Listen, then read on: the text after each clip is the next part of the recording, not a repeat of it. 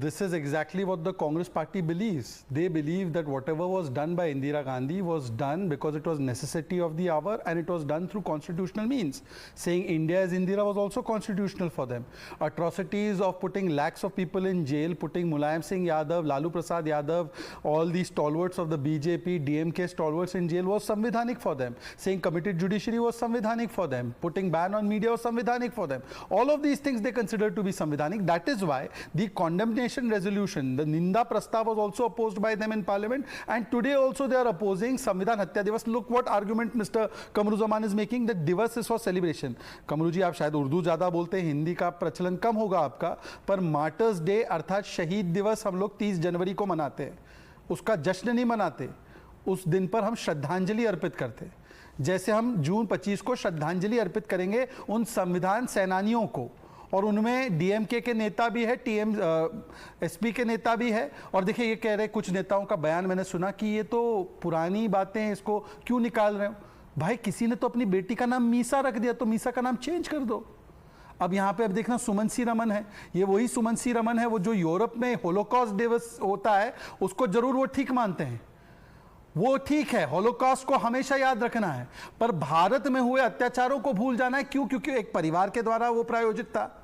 ये किस प्रकार का दोहरा मापदंड है? आजादी से पहले और आजादी की जो भी बातें कांग्रेस पार्टी ने की है आजादी दिलाने में, सो कॉल्ड उन्होंने, वो कहते हैं हमारा कंट्रीब्यूशन है, उसको वो आज तक गिना सकते हैं, परंतु जो 75 में जो इमरजेंसी लगाई गई उसके दंश को हमको याद नहीं रखना है, आजादी के इनके कंट्रीब्यूशन को याद रखना है। ये दोहरे मापदंड है। और मैं बोलता हूं कि यहां पे जो जय संविधान के नारे लगा रहे थे ना, अभी नारा लगाया शायद कमरू जी ने, कमरू जी यूसीसी संविधान में है, यूसीसी लागू होना चाहिए ना? आपने जय संविधान बोला, अभी आपने जय संविधान बोला, 3 तलाक का कानून सुप्रीम कोर्ट ने बोला जो संविधान के तहत आता है, बोलो लागू होना चाहिए ना? Can I reply?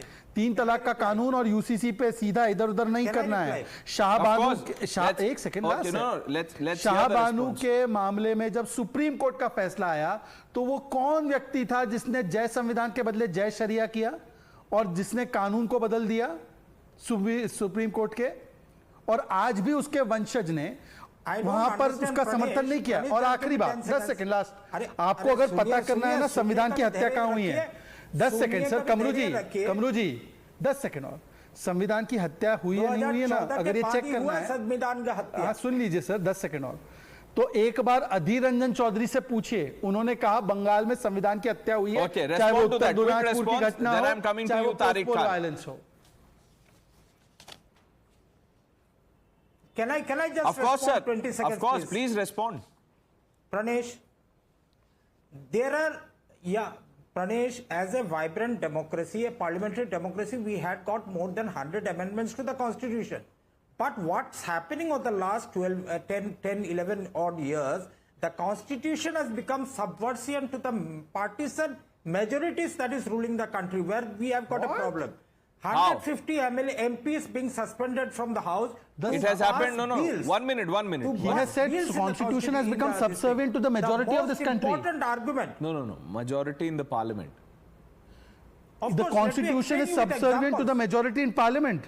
Let me explain you with your examples. Are you saying the constitution is subservient? Subservient to the partisan majorities of the day. Partition majorities of the day. थोड़ा सा कान साफ कर लो शहजाद भाई। नहीं, मैं कान नहीं, आप जुबान साफ करके बोलिए कि आप बोलना क्या चाह रहे हैं।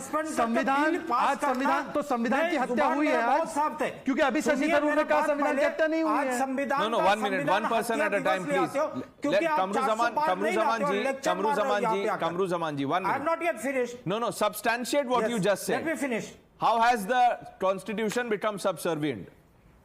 लेट मी से,